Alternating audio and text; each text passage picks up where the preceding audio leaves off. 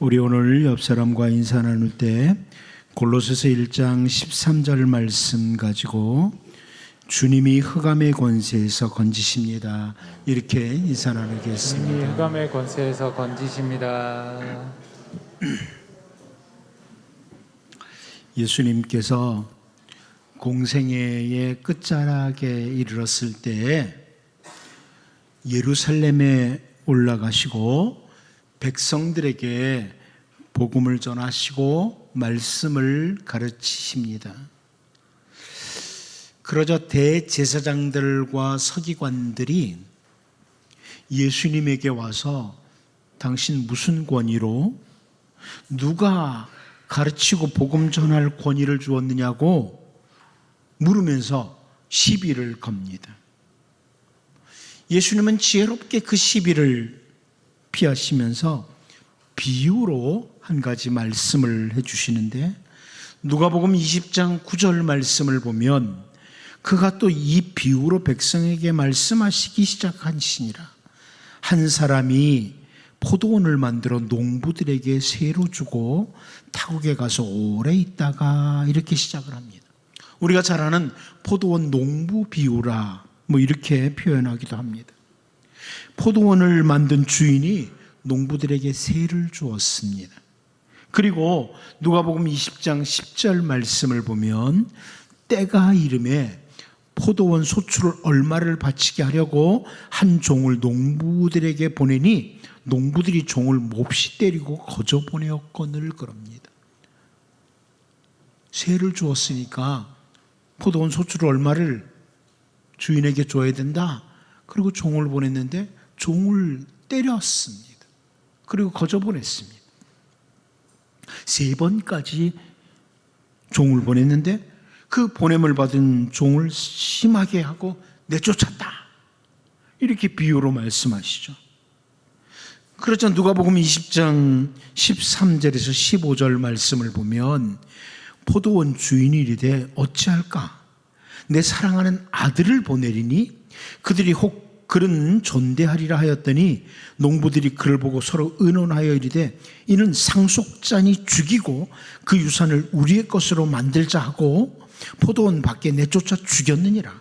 그런즉 포도원 주인이 이 사람들을 어떻게 하겠느냐? 이렇게 주님이 말씀을 하세요. 비유로. 이 비유를 듣고 서기관들과 대제사장들은 자기들이 그 악한 사람이라고 하는 것으로 알고 예수님을 잡아 죽이려고 합니다.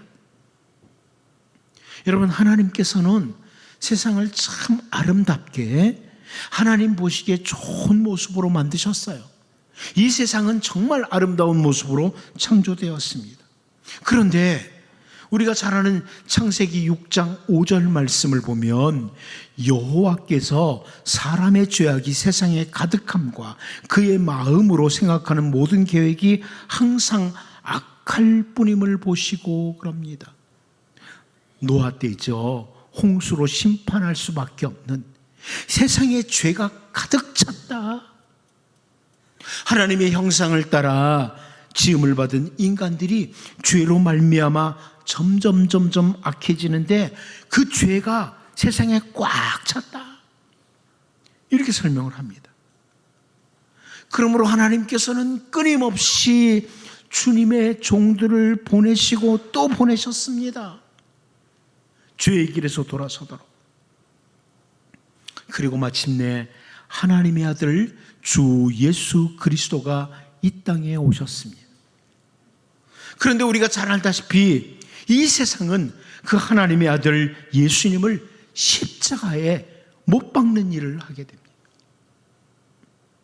이제 오늘 본문을 통해서 요한이 이 땅에 오신 예수 그리스도, 로고스이신 하나님의 아들 주 예수님과 세상에 대하여 설명하는 이 말씀을 같이 좀 살피면서 우리를 돌아보고 하나님의 아들 예수님을 향해서 올바른 반응을 하는 이런 주님의 귀한 백성들로 우리가 설 수 있기를 바랍니다.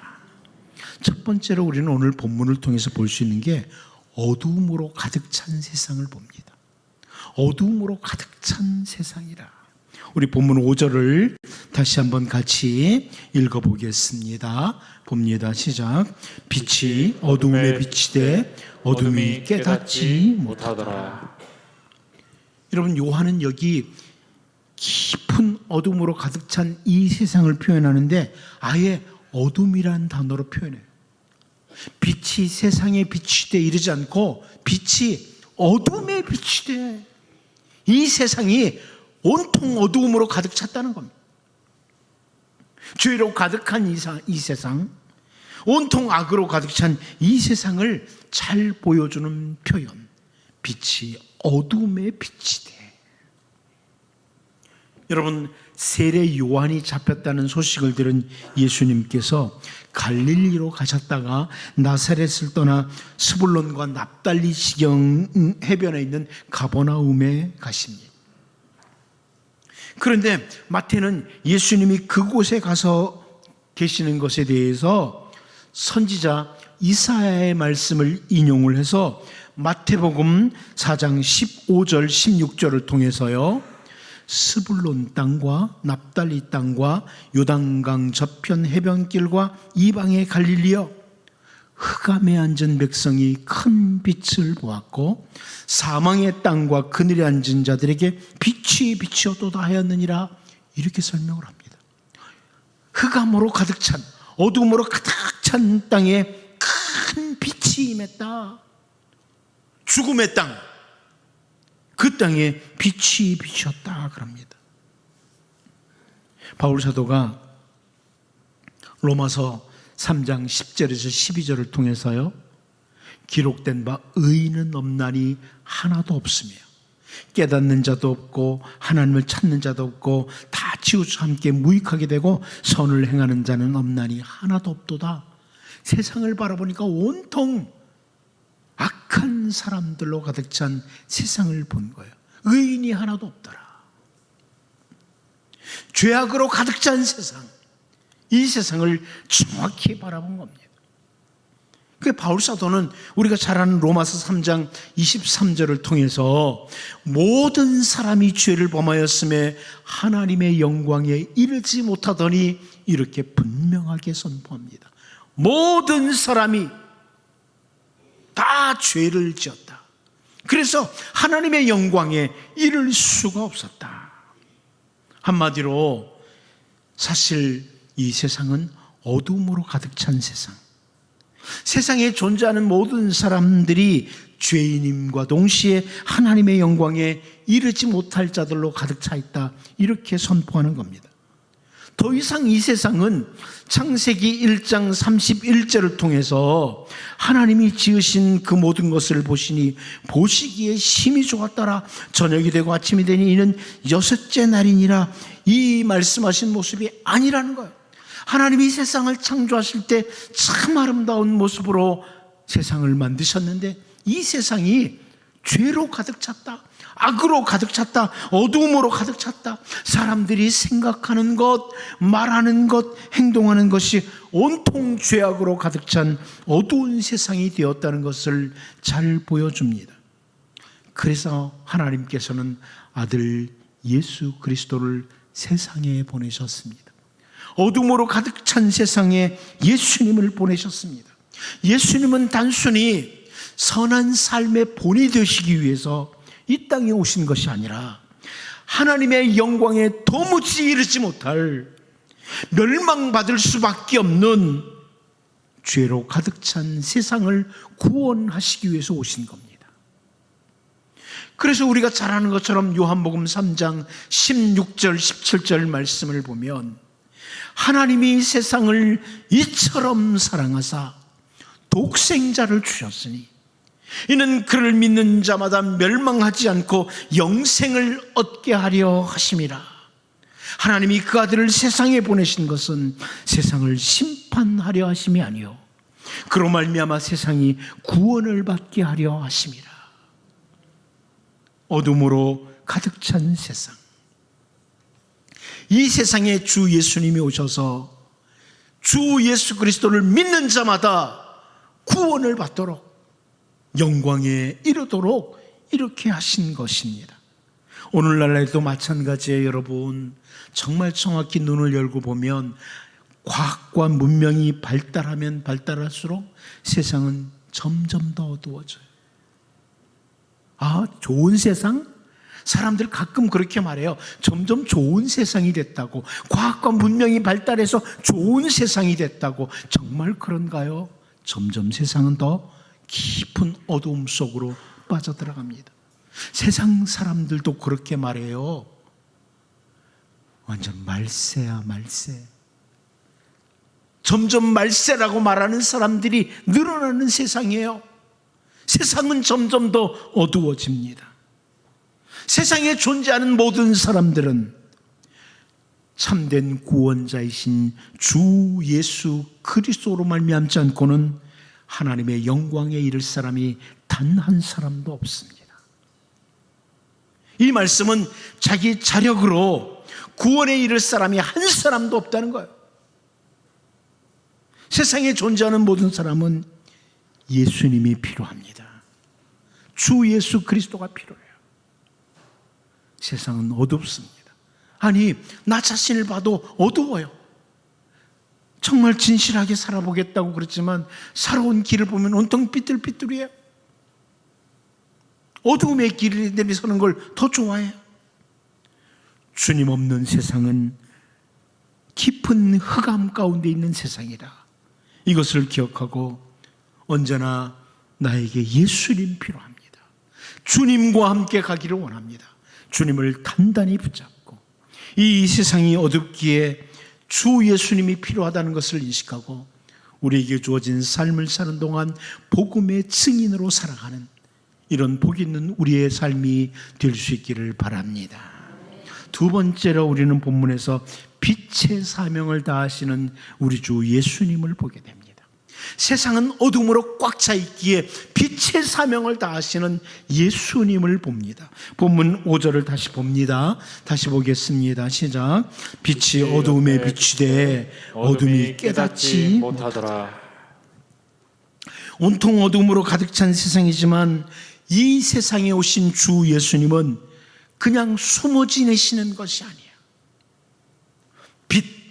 빛의 근원이신 예수님은 칠흑같이 어두운 이 세상에 비치는 빛이시다.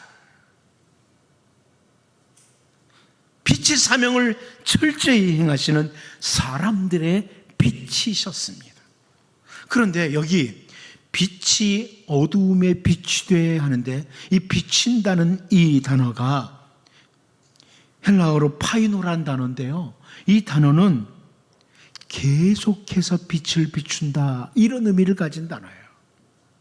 잠시 빛을 비추고 끝나는 게 아니라 예수님 공생의 기간 3년 동안 빛을 비추셨다 이런 의미가 아니라 그 빛을 계속 비추고 있다. 그래서 신약 학자들은 이 말씀을 보면서 우리 주 예수님은 우리를 위해서 십자가에서 대속의 죽음을 죽으시고 부활하시고 하나님 보좌 우편에 승천하신 후에도 여전히 생명의 빛을 비추시고 계신다. 이것을 보여주는 표현이라고 말씀합니다. 여러분, 지금도 예수님은 우리에게 빛을 비추십니다. 바울이 예수님을 믿는 사람들을 핍박하면서 다메섹을 향해 갑니다. 다메섹으로 가는 길에 사도행전 9장 3절 말씀을 보면 사울이 길을 가다가 다메섹에 가까이 이르더니 호련히 하늘로부터 빛이 그를 둘러 비추는지라 이렇게 말씀해 줍니다. 물론 이 말씀은 사울에게 예수님이 나타나심에 대해서 분명히 기억하도록 하시는 어떤 표적, 세메이아, 사인이기도 합니다. 하지만 주 예수님은 밝은 빛으로 바울에게 비추어 주신 겁니다. 아무튼 주 예수님은 사람들의 빛이라고 4절에서 표현했던 것처럼 빛으로서의 사명을 꾸준히 지금까지 앞으로도 수행하시는 겁니다. 어두움 가운데 매여있던 수많은 백성들에게 참 빛이신 주 예수님께서 오셔서 빛을 비추심으로 죄와 사망의 그늘진 자리에 있던 깊은 어두움 가운데 있던 바로 우리들, 모든 백성들을 건지시는 것입니다. 흑암의 권세에서 건지시는 겁니다. 예수님께서 제자들과 함께 변화산에 올라가셨을 때 마태복음 17장 2절 말씀을 보면요, 그들 앞에서 변형되사 그 얼굴이 해같이 빛나며 옷이 빛과 같이 이어졌더라. 자, 이 모습을 통해서 마태는 예수님이 누구신지를 사실 보여주는 거예요. 그 얼굴이 해같이 빛났다. 옷이 빛과 같이 이어졌다. 예수님은 빛으로 오신 분이시다. 빛으로 오신 주님, 어두운 세상을 밝게 비추시게 오신 주님의 모습, 죄 가운데 깊이 묻혀있던 우리에게 생명의 빛을 비추어 주시는 주 예수님을 보여줍니다. 예수님께서도 요한복음 12장 46절을 통해서 이렇게 말씀하셨어요. 나는 빛으로 세상에 왔나니 물은 나를 믿는 자로 어두움에 거하지 않게 하려 함이로라. 여러분, 단순히 빛이 예수님이라는 말이 아니에요. 예수님은 빛의 근원이시고 계속해서 어두움 가운데, 죄 가운데 있는 사람들에게 빛을 비추시는 분이시기에 예수님을 믿는 자는 죄 가운데, 어둠 가운데 거하지 않게 된다. 이 말씀입니다. 그리고 여러분, 예수님께서 사도 바울을 부르실 때의 모습을 바울 사도가 세월이 흐른 후에 그 아그리빠 왕 앞에서 그때의 상황을 설명하면서 사도행전 26장 17절 18절 말씀을 보면 이렇게 말씀을 해요. 이스라엘과 이방인들에게서 내가 너를 구원하여 그들에게 보내어 그 눈을 뜨게 하여 어둠에서 빛으로 사탄의 권세에서 하나님께로 돌아오게 하고 죄사함과 나를 믿어 거룩하게 된 무리 가운데서 기업을 얻게 하리라 하더이다. 바울이 하는 표현이에요. 예수님께서 바울에게 했던 말씀이에요. 바로 바울을 보내서 어둠에서 빛으로 사탄의 권세에서 하나님께로 돌아오게 하는 이런 일을 하도록 하신다. 세번역 성경이 이렇게 번역했습니다. 나는 이 백성과 이방 사람들 가운데서 너를 건져내어 이방 사람들에게로 보낸다. 이것은 그들의 눈을 열어주어서 그들이 어둠에서 빛으로 돌아서고 사탄의 세력에서 하나님께로 돌아오게 하며 또 그들이 죄사함을 받아서 나에 대한 믿음으로 거룩하게 된 사람들 가운데 들게 하려는 것이다 하고 말씀하셨습니다. 자, 사도 바울을 사용하셔서 어둠 가운데 있던 백성들을 빛 가운데로 인도한다. 이런 말씀이죠. 사탄의 세력에게 매여있던 자들을 하나님께로 돌아오도록 하는 사역을 한다. 그러니까 어두움에서 빛 가운데로 들어오는 것과 사탄의 세력에게서 하나님께로 돌아온다는 말은 같은 말이에요. 우리 주님이 하나님 아버지의 뜻을 따라 이 땅에 오셔서 십자가에서 죽으심으로 사탄의 세력에 있던 백성들, 죄로 인해서 사탄에게 종로로 타는 백성들, 흑암 가운데 어둠 가운데 있던, 죄 가운데 있던 백성들을 돌아오도록 하는 귀중한 일을 행하셨고, 사도 바울과 제자들 그리고 오늘 우리들을 역시 주님은 세상의 빛이라고 말씀하시면서 우리를 이 세상에 보내셔서 이 땅에 사는 동안에 사탄의 세력에서 하나님께로 돌아오도록 어둠 가운데 있는 백성들을 빛 가운데로 돌아오도록 이 일을 맡기십니다. 우리 주 예수님께서 하셨던 말씀 가운데 여러분 잘 아는 말씀 마태복음 5장 14절 15절을 통해서도요, 너희는 세상의 빛이라. 산 위에 있는 동네가 숨겨지지 못할 것이요 사람이 등불을 켜서 말 아래 두지 아니하고 등경 위에 두나니 이러므로 집안 모든 사람에게 비치느니라. 너희는 세상의 빛이라. 예수님께서 참된 빛으로, 빛의 근원으로 이 땅에 오셔서 하나님 아버지의 뜻을 따라 이 어두운 세상에 빛을 비춰주시는 일을 행하심으로 우리를 어둠에서 빛으로 인도하셨고 사탄의 세력에서 하나님께로 돌아오도록 하셨습니다. 그리고 주님은 사도 바울과 제자들, 오늘 우리들을 역시 이 세상에 살도록 하시면서 너희는 세상의 빛이다. 이 어두운 세상, 죄 가운데 있는 세상, 이들을 빛 가운데로 인도하라고 사명을 주신 겁니다. 이제 참된 빛이신 예수님, 그 주님께로부터 늘 빛을 공급받고 동시에 우리가 바로 세상의 빛으로서 이 어두운 세상을 밝게 비추는, 죄 가운데 있는 백성들을 하나님께로 돌아오도록 하는 이런 귀중한 사명을 수행하는 주님의 백성들로 살 수 있기를 바랍니다. 마지막 한 가지 더 봅니다. 이해를 못하는 세상. 우리는 오늘 본문에서 이 부분을 보게 됩니다. 이해를 못하는 세상이라. 우리 본문 5절을 다시 한번 읽어보도록 하겠습니다. 봅니다. 시작. 빛이 어두움에 비추되 어둠이 깨닫지 못하더라. 여러분, 여기 우리 개정개혁 번역에 깨닫는다 이렇게 번역된 이 헬라어 단어는 정말 잘된 번역입니다. 아주 뛰어난 번역이라고 학자들은 입을 모으죠. 어두움이 이해를 못했다는 겁니다. 이 어둠의 세상, 어둠으로 가득한 세상이 빛으로 오신 주님을 이해를 못하는 거예요. 어둠으로 가득 찬 세상에 빛을 비추시는데 그 주님을 이해할 수가 없는 거예요. 예를 들어 볼게요. 우리 주 예수님께서 요한복음 6장 35절에서 예수께서 이르시되 나는 생명의 떡이니 내게 오는 자는 결코 줄이지 아니할 터요 나를 믿는 자는 영원히 목마르지 아니하리라. 이렇게 선포하셨습니다. 이것은 예수님의 위대한 자기 선언이라고 말을 합니다. 예수님이 나는 생명의 떡이라. 여러분, 예수님께 오는 자는 영생하도록 하는 생명의 떡을 먹게 된다. 이런 의미입니다. 그런데 이 예수님의 말씀을 들은 유대인들이요, 요한복음 6장 41절 42절에서 이렇게 반응을 해요. 자기가 하늘에서 내려온 떡이라고 하시므로 유대인들이 예수에 대하여 수군거려 이르되 이는 요셉의 아들 예수가 아니냐? 그 부모를 우리가 아는데 자기가 지금 어찌하여 하늘에서 내려왔다 하느냐? 자, 이렇게 반응을 합니다.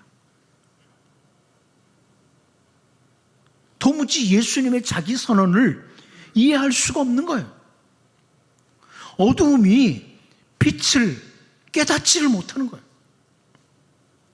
예수님께서 다시 요한복음 6장 51절을 통해서요, 나는 하늘에서 내려온 살아있는 떡이니 사람이 이 떡을 먹으면 영생하리라. 내가 줄 떡은 곧 세상의 생명을 위한 내 살이니라 하시니라. 우리는 이 말씀을 통해서 예수님께서 우리를 위해서 십자가에서 죽으실 것을 알게 돼요. 예수님이 바로 나를 위해서 십자가에서 죽으심으로 예수님을 믿는 자는 생명의 떡을 먹는 것, 다시 말하면 영생을 얻는 것이죠. 하나님 아버지의 귀중한 사명을 이루시기 위해서 예수님께서 내가 생명의 떡이라 이렇게 말씀하신 귀중한 말씀이 담겨 있는데 이 어두운 세상은 도무지 이해할 수가 없는 겁니다. 그래서 유대인들이 어떻게 반응했어요? 요한복음 6장 52절을 보면 그러므로 유대인들이 서로 다투어 이르되 이 사람이 어찌 능히 자기 살을 우리에게 주어 먹게 하겠느냐? 이렇게 반응합니다. 우리는 예수님이 하신 말씀이 무엇인지 아니까 참 어리석다 이 사람들, 이렇게 생각을 하죠. 죄로 가득한 세상은 눈이 어두워서 주님을 올바로 바라보지도 못하고 듣지 못하는 귀가 되어서 주님의 말씀을 이해할 수가 없는 거예요. 여러분, 저는 이 말씀을 준비하면서 오늘 이 자리에 있는 여러분이 정말 복 있는 사람이라고 인정합니다. 예수님이 나의 구주시라고, 예수님이 나의 주인이시라고, 예수님은 나에게 영생을 주시는 분이라고, 이것을 믿는 사람들은 아무나 믿는 게 아니에요. 여러분, 그러므로 여러분 복 있는 사람들이에요. 사람들은 그렇게 말하죠. 나는 저 사람보다 물질이 적어. 저 사람보다 건강이 없어. 이런 게 부족해. 나는 어쩌면 지지리도 복이 없어. 이렇게 말하는 성도들이 있어요. 그런데 여러분, 예수님을 믿는 여러분은 최고의 복을 받은 사람들입니다. 최고의 복을 받은 사람. 전혀 이해하지 못하는 사람들이 있어요. 예수님을 이해하지 못하는 사람들. 지금도 이 세상에 대단한 지식을 가지고 있다는 사람들이 예수님을 몰라요. 예수님을 이해할 수가 없어요. 이것은 인간의 머리나 학식으로 이해하는 게 아니에요. 성령께서 우리에게 깨닫게 하시는 거예요. 예수 믿는 것이 얼마나 큰 복인지를 아셔야 됩니다. 그래도 이해가 안 되거든. 나중에 요단강물 건너갈 때 그때 내가 엄청 복받았다는 걸 깨달을 거예요. 근데 사실 예수님과 동행을 했던 제자들도 역시 예수님을 이해하지 못한 경우가 참 많았어요. 한 예로 예수님께서 나귀를 타고, 어린 나귀 새끼를 타고 입성하시는 것에 대해서 제자들은 잘 이해를 못했어요. 그 요한복음 12장 16절 말씀을 보면 제자들은 처음에 이 일을 깨닫지 못하였다가 예수께서 영광을 얻으신 후에야 이것이 예수께 대하여 기록된 것임과 사람들이 예수께 이같이 한 것임이 생각났더라.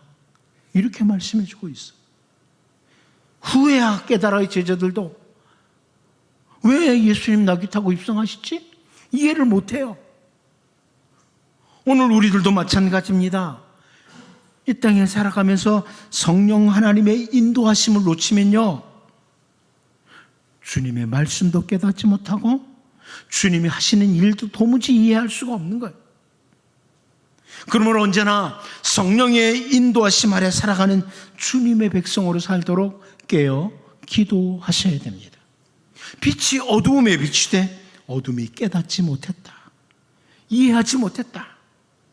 여러분, 이 말씀을 보면서 우리를 돌아보고 언제나 성령의 인도하심이 있는, 성령의 조명하심 아래 하나님을 올바로 알고 하나님의 말씀을 올바로 받아들이는 정말 복 있는 주님의 백성으로 한 걸음 한 걸음 걸어갈 수 있기를 바랍니다.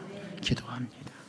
하나님 아버지, 주님 없는 세상은 온통 흑암의 세상이기에 모든 사람에게 예수 그리스도가 필요함을 인식하고 언제나 예수님 단단히 붙잡고 또한 복음의 증인으로 살아가는 주님의 백성들 되게 도와주시옵시고 참된 빛으로, 사람들의 빛으로 오신 예수님, 주님이 하나님 아버지의 사명을 따라 철저하게 빛의 사명을 수행하신 것처럼 우리도 세상의 빛으로서 사명에 충실하게 도와주시고 언제나 성령의 인도하심, 성령의 조명하심 아래 하나님을 올바로 아는 백성들, 하나님의 말씀을 깊이 깨닫는 주님의 백성들로 서게 하여 주옵소서. 예수님의 이름으로 기도하옵나이다. 아멘.